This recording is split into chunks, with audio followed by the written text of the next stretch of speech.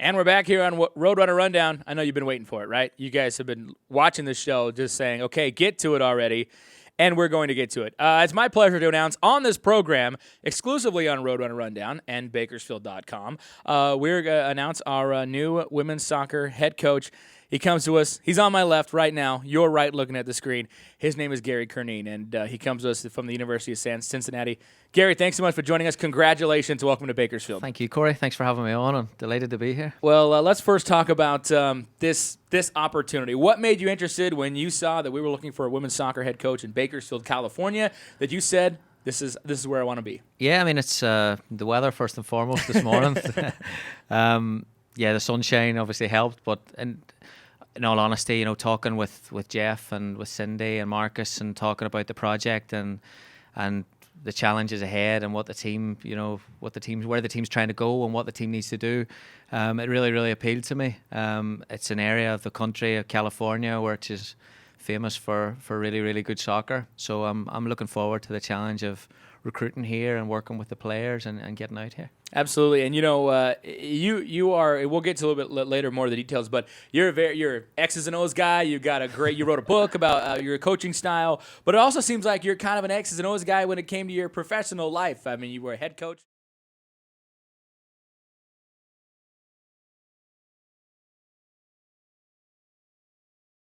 Yeah, I mean, this is a level that I've always wanted to get to. The timing, of course, you never know when, and these opportunities arise. But I had a great experience at Wingate University. It's a fantastic place, and I had 8 great years there as a head coach. And then, Cincinnati was an unbelievable experience working with Nate and Neil there, and a phenomenal staff, and had a really, really good experience. So, like I say, you never really know when these opportunities arise, but when you do, you have to grab them, and that's what I've done here.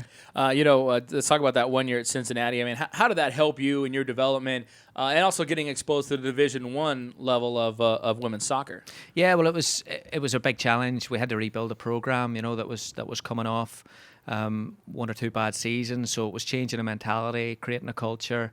Trying to create a winning culture and doing it on the field as well, and overseeing the recruiting along with Nate was getting in players. So I learned a lot about how to create an environment and how to get the players accountable within that there, and to enjoy it at the same time. So I had a blast in Cincinnati. It was a real good experience, and the program will continue to do well, I'm sure. So it sounds like there's a lot of similarities from what you went into in Cincinnati, trying to help build a culture, build a program a little bit, coming off a few losing seasons.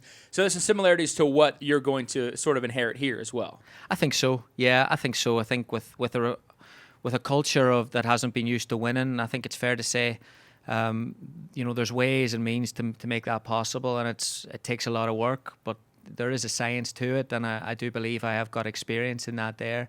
I do enjoy it. It's changing cultures and changing attitudes is something that I do enjoy doing, and working with players. You don't really get as much from it yelling and screaming at them these days. You got to work in a certain way. So there's definitely ways to do it, and I'm excited at doing it at Bakersfield. Head coach, 8 seasons at Wingate. You brought that up. Tournament appearance as well. What was that? What was that like? Because you sort of built that program up as well. Yeah, I mean, that was awesome. That was my, I played Wingate as well, so there was the alumni feeling to it, and coming from Wingate was like a family to me. Taking them to the NCAAs was a big step and big for the program. We had some fantastic players, and the programs is now in that realm of top 20 in the country.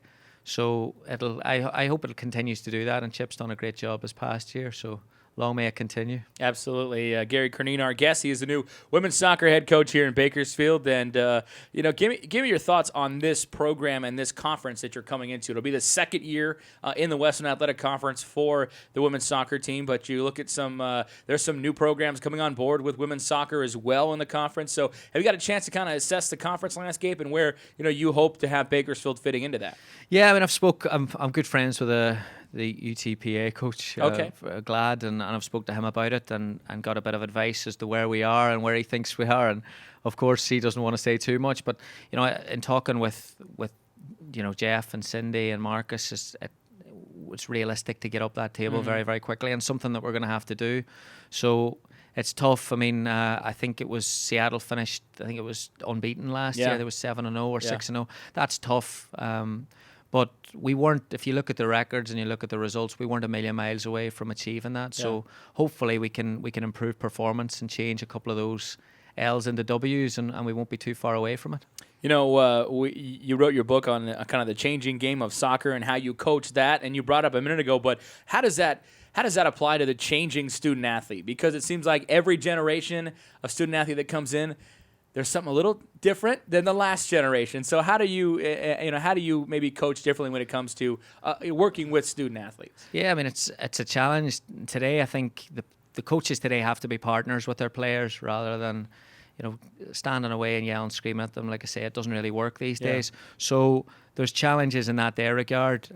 You've got to be organised. I think the communication's a big piece. I think kids today, as much as we complain that they're never off their cell phones or their social media, they crave communication more than maybe any other generation.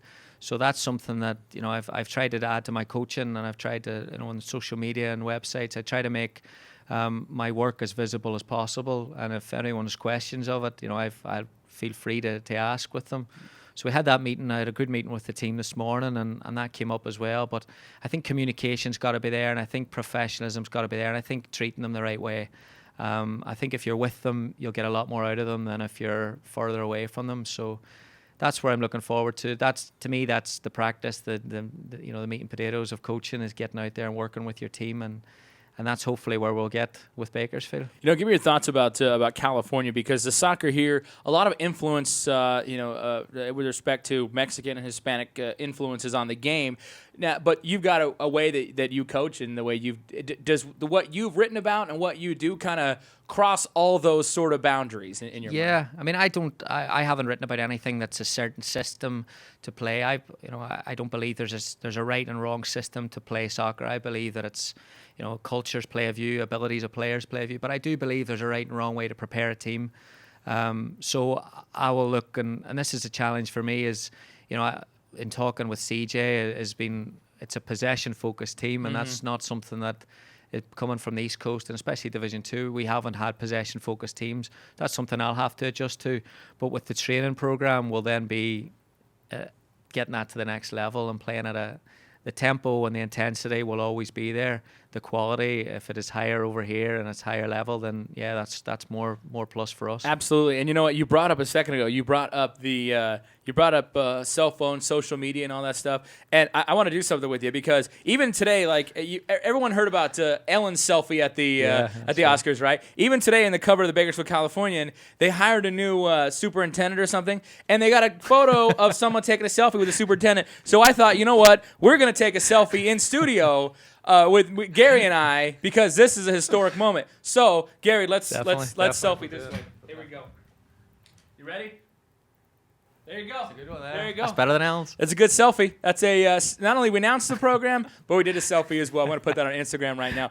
Gary, we're going to be back. We're going to come back with some of your coaching videos, and we'll talk some techniques as well. Sound good? Good stuff. Thank you. All right, Gary Curneen, our new women's soccer coach, and now Selfie Star. We'll be back. This is Roadrunner Rundown.